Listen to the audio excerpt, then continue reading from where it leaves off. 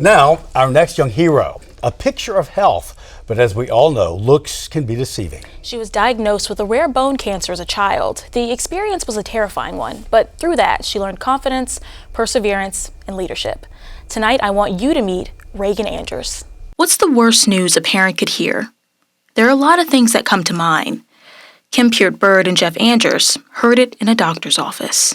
Reagan was diagnosed with a very rare form of osteosarcoma.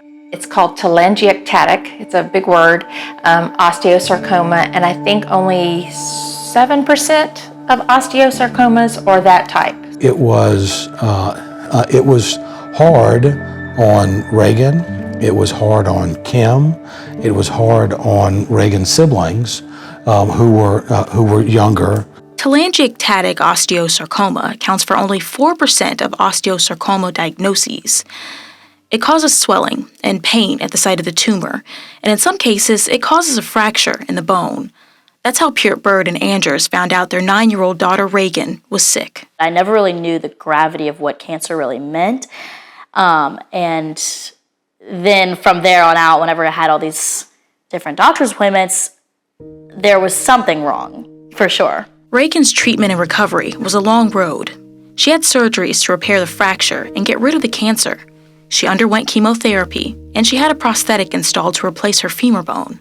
I had to learn to walk again, and that was the worst part, just because it was painful to begin with, and then I get really frustrated with myself when I'm not improving as fast as I would like to. In spring 2015, Reagan finished chemo and started recovery. As someone with such an active life, the cancer diagnosis was an adjustment for her. But don't be fooled. Reagan is more than her illness. Reagan is now a scuba diver.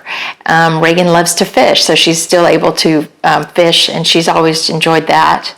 And she took part in the Bella Bowman Foundation.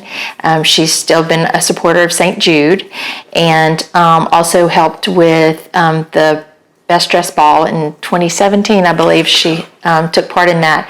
So I think she's trying to give back. Now 17 years old, Reagan has accomplished so much. Her teachers say her strength is motivating. She didn't let it become her identity, but at the same time, she used this as a way to bring awareness. Lee Grace, one of Reagan's teachers, says bringing awareness to her condition is one of only a few things Reagan's done. She's jumped into leadership roles, inspiring other students and teachers around her. At St. Joseph's Academy, she was up for Student Council Vice President, and she won. She really, really, truly cared about her classmates as people and as fellow learners and as people who wanted to make their environment a better place. And they really, really worked hard to do that together, all really led by her. And she is a true example in and outside of the classroom. Reagan excelled in all of her classes. She holds a 4.4 GPA at St. Joseph's Academy, and she scored a 32 on her ACT. Nearly a perfect score. Louisiana Young Heroes. So when it was time to nominate Young Heroes, she was the perfect fit.